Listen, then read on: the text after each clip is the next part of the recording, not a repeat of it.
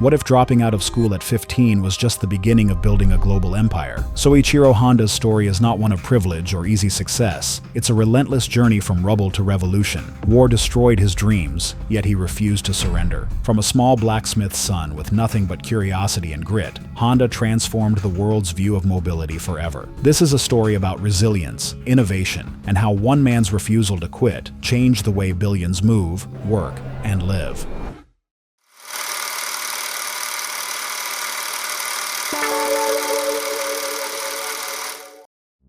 Humble beginnings. Soichiro Honda was born in 1906 in the small town of Tenryu, nestled in Japan's Shizuoka prefecture. His family lived modestly. His father, Gihei Honda, was a blacksmith who also repaired bicycles, a craft that fascinated young Soichiro. He would stare in awe at his father's tools and try to replicate mechanical parts with wood or scrap metal. The first time he saw an automobile, it left a permanent mark on him, not just as a spectacle, but as a challenge. Machines spoke a language he was determined to master. By 15, he made a choice most would never dare. He dropped out of school and moved to Tokyo, alone, to pursue a job as an apprentice mechanic at Art Shokai, a prestigious automobile repair shop. Most of his peers were still in classrooms, but Honda wanted grease on his hands, not ink. He swept floors, fetched tools, and absorbed everything. He watched, listened, and then did. At Art Shokai, he wasn't just fixing cars, he was studying them. He began modifying vehicles with his mentor, working on early racing prototypes. This wasn't just technical work, it was creative, risky, and demanding.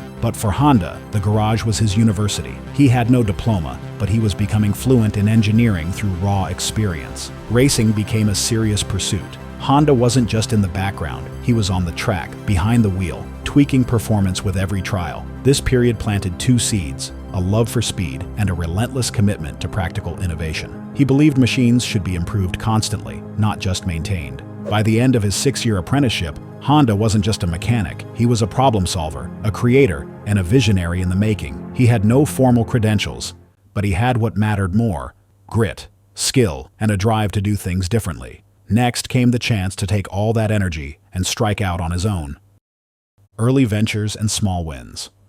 At just 21, Soichiro Honda was no longer an apprentice. He was a leader. Art Shokai entrusted him with managing its Hamamatsu branch. But Honda wasn't content with routine repairs. He wanted to push boundaries. Under his management, the shop became a hub for experimentation. He modified engines, altered chassis designs, and began building custom cars that blended raw power with ingenuity.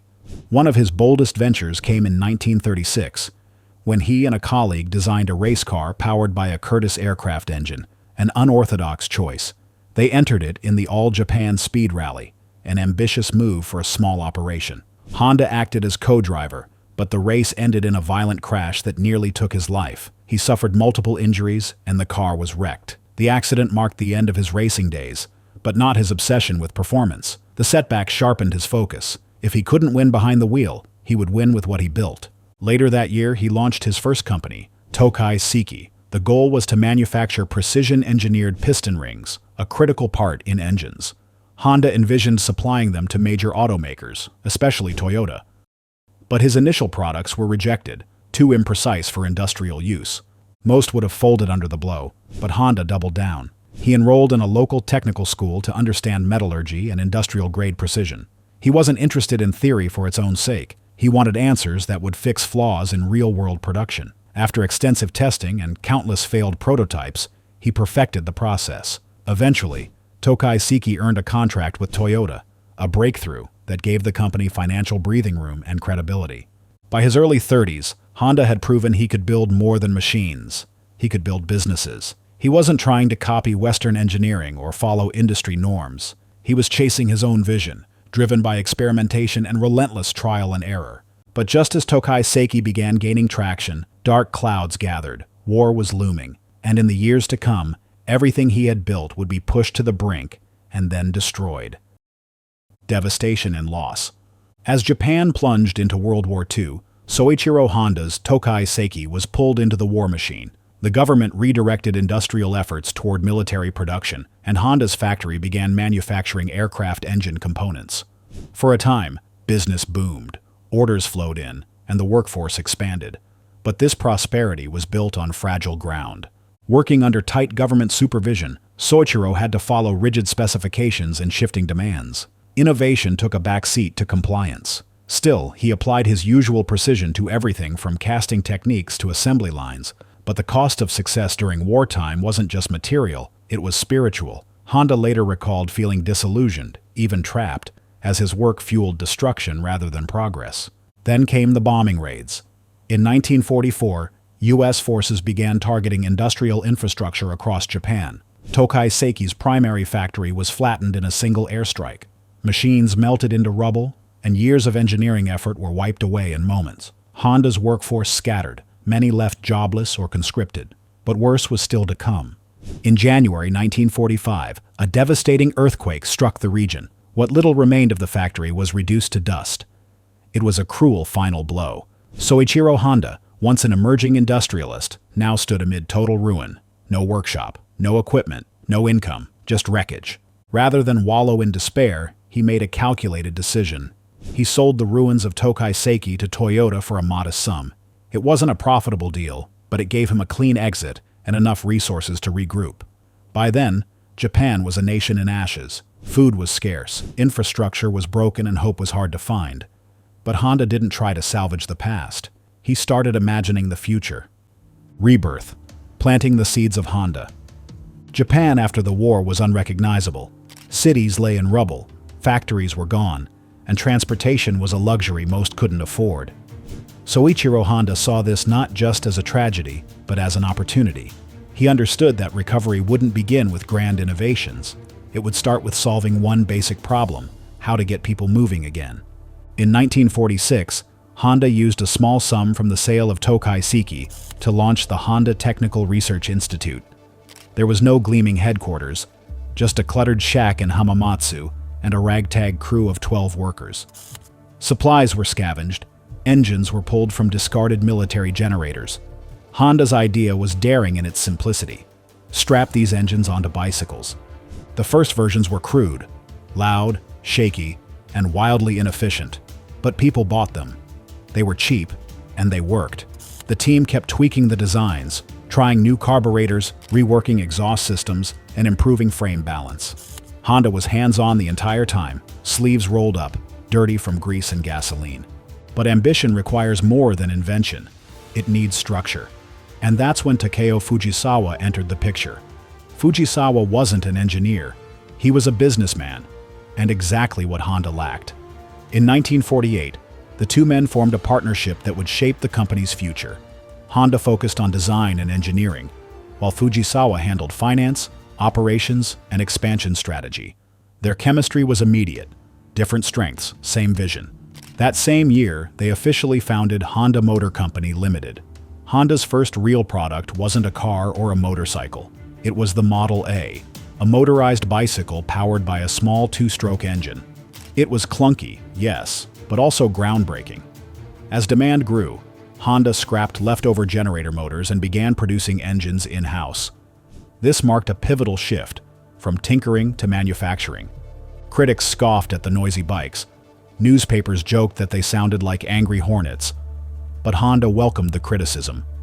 "If people are talking," he said, "it means they're watching." Over the months, he refined the design again and again. Each version was lighter, quieter, and more stable. Slowly, the ridicule turned into curiosity, and curiosity soon became demand. What started in a shack had already outgrown its walls. The rebirth was real, and the engine of the Honda empire had begun to roar. The breakthrough, Super Cub, and the rise. By the late 1950s, Honda was building momentum, but it still needed a defining product to rise above the crowded field of motorbike manufacturers. That moment arrived in 1958 with the release of the Super Cub C100. This wasn't just another motorbike. It was a machine designed from the ground up for the everyday person. The Super Cub was a revelation. Small, lightweight, incredibly fuel-efficient, and easy to ride, even for beginners. Its semi-automatic transmission meant no clutch was needed, and its step-through frame made it accessible to women and older riders. This was mobility stripped of intimidation. But the engineering wasn't the only innovation. Honda's marketing upended conventions. In America, where motorcycles were associated with rebellion and danger, Honda launched the now legendary slogan, "You meet the nicest people on a Honda." The message was clear. These weren't machines for outlaws. They were for students, teachers, office workers, and families. The gamble paid off. Sales exploded. The Super Cub didn't just succeed, it redefined what a motorcycle could be. It broke cultural barriers in both East and West, and its mass appeal made it the most popular motor vehicle in history. Over 100 million units would eventually be sold worldwide. That same year, Honda expanded abroad in earnest. In 1959, it opened its first U.S. subsidiary in Los Angeles. It was a bold move. Few Japanese manufacturers had taken such a risk so early. But Honda wasn't just entering a market, it was reshaping one. In America, the company faced giants like Harley-Davidson and European brands with century-old roots. But Honda's strategy was surgical, offering smaller, more affordable bikes that fit into suburban lifestyles. They weren't trying to win over traditional bikers. They were creating a new customer base entirely. Back home, Honda began building larger, more powerful motorcycles while continuing to refine its production methods. Factory lines became more sophisticated. Quality control tightened. Every process was honed with precision and purpose. By the early 1960s, Honda had risen from post-war obscurity to become the world's largest motorcycle manufacturer. It wasn't just a mechanical triumph. It was a masterclass in understanding markets, anticipating needs, and challenging assumptions. And yet, Soichiro Honda wasn't satisfied. Two wheels were only the beginning. Global expansion and innovation. With motorcycles dominating global markets, Honda set its sights on a new frontier: automobiles. The Japanese car market was still young, and international competition was fierce, but Honda wasn't intimidated. He saw opportunity where others saw saturation. In 1963, the company launched its first four-wheeled vehicle, the T360 mini truck. Shortly after came the S500, a small convertible sports car powered by a high-revving engine inspired by motorcycle tech. These weren't mass-market hits, but they signaled Honda's serious intent to enter the automotive world. Throughout the 1960s, Honda refined its car lineup, focusing on compact, affordable vehicles that prioritized efficiency. At a time when many Western manufacturers were churning out large, fuel-hungry models, Honda was quietly preparing for a different kind of consumer. That preparation paid off in 1972 with the release of the Honda Civic. Clean, simple, and astonishingly fuel-efficient, the Civic arrived just as the global oil crisis forced drivers to rethink their priorities. With gas prices soaring, the Civic's low consumption made it instantly attractive, not just in Japan, but particularly in the United States. The Civic was also among the first vehicles to meet the strict emissions standards of the newly formed U.S. Environmental Protection Agency. This was no accident. Honda had invested heavily in developing a cleaner combustion engine, the CVCC, compound vortex controlled combustion, that complied with the regulations without needing a catalytic converter. It was a technical leap that earned global admiration and proved Honda's engineering prowess on a grand stage. Hot on the Civic's heels came the Honda Accord in 1976. With more space and comfort, yet the same commitment to reliability and efficiency, the Accord quickly became a bestseller in North America. It would go on to be one of the best-selling cars in the US for decades. While competitors relied on tradition, Honda relied on innovation. Its cars weren't just cheaper, they were better built, more dependable, and better aligned with a changing world. This combination helped Honda thrive in both mature and emerging markets. Meanwhile, behind the scenes, the company doubled down on research. Engine refinement, emissions reduction, and production automation weren't buzzwords, they were priorities. By the end of the 1970s, Honda wasn't just competing with industry titans, it was surpassing them. What made Honda a global force? As the 1980s began, Honda stood on the edge of becoming a true industrial giant. Its motorcycle dominance was undisputed, and its cars were gaining serious ground worldwide. But Soichiro Honda didn't believe in resting on success. He believed in scaling it.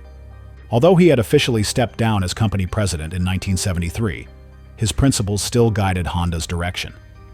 At its core, the company remained an engineering-first culture.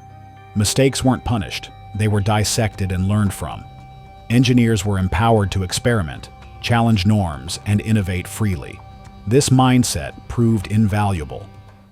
One of Honda's most significant strategic moves was localization. Instead of shipping vehicles from Japan, Honda began building production plants in key global markets.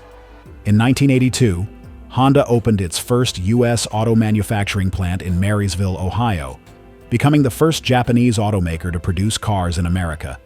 This bold move reduced costs, bypassed trade tensions, and ingrained Honda into local economies. Another pillar of Honda's empire was its involvement in motorsports. From the late 60s, Honda had participated in Formula One racing. But in the 1980s, it doubled down, supplying engines to teams like Williams and McLaren. These partnerships led to multiple F1 World Championships and a flurry of victories. The knowledge gained in high-speed, high-stress environments flowed back into its consumer vehicles, enhancing performance and reliability. Meanwhile, Honda broadened its product range. The launch of Acura in 1986 marked a milestone, the first Japanese luxury brand created specifically for the American market. Acura's high-performance sedans and cutting-edge tech proved that Japanese cars could compete in the premium segment, long dominated by European automakers. Underpinning all of this was Honda's relentless focus on quality and innovation. The company pioneered lean manufacturing methods that improved efficiency without compromising craftsmanship. Its factories were models of precision, often studied and emulated by rivals. By the early 1990s, Honda was no longer a challenger. It was a leader, respected by rivals, trusted by customers, and admired by economists. From a bombed-out shack in post-war Japan, it had become a global empire. Legacy and where Honda is today. Soichiro. Honda's passing in 1991 ended an era, but not his influence. The values he instilled continued shaping Honda's growth into a global powerhouse. Beyond cars and motorcycles, Honda expanded into robotics, aerospace, and power equipment. The 2000 debut of Asimo, a humanoid robot, showcased Honda's commitment to bold, long-term innovation. In automotive technology, Honda was an early leader in hybrids, launching the electric and hydrogen fuel cell vehicles. Core models like the Civic, Accord, and CR-V consistently ranked among the best sellers worldwide, earning a reputation for reliability and durability. In the 2010s, Honda accelerated its push into electric vehicles, autonomous tech, and sustainability, targeting 100% electrified sales by 2040. Today, Honda operates in over 150 countries, employs 200,000 plus people, and generates $100 billion annually. The brand remains rooted in innovation, resilience, and accessibility, serving diverse markets while keeping the youthful spirit of its founder alive. Soichiro Honda's journey wasn't smooth or easy. He faced rejection, failure, war, and disaster. But he never gave up. He didn't come from wealth or privilege. He built his success with his hands, his mind, and his unwavering belief in innovation. Honda dropped out of school at 15, yet taught himself metallurgy, engineering, and leadership. His setbacks, factory bombings, failed products, brutal accidents, only sharpened his resolve. To him, failure wasn't the end. It was the beginning of invention. His mechanical, it was philosophical. He believed progress came from challenges, and he surrounded himself with people like Takeo Fujisawa, who balanced vision with strategy. Today, Honda stands as a global force, but behind every machine is the spirit of a man who turned scrap engines into revolutionary products, and a war-torn nation into a mobility powerhouse. His story reminds us that success isn't about where you start, it's about how far you're willing to go. What do you think about Honda's story? Tell us in the comments below. Thank you for watching. See you in the next video.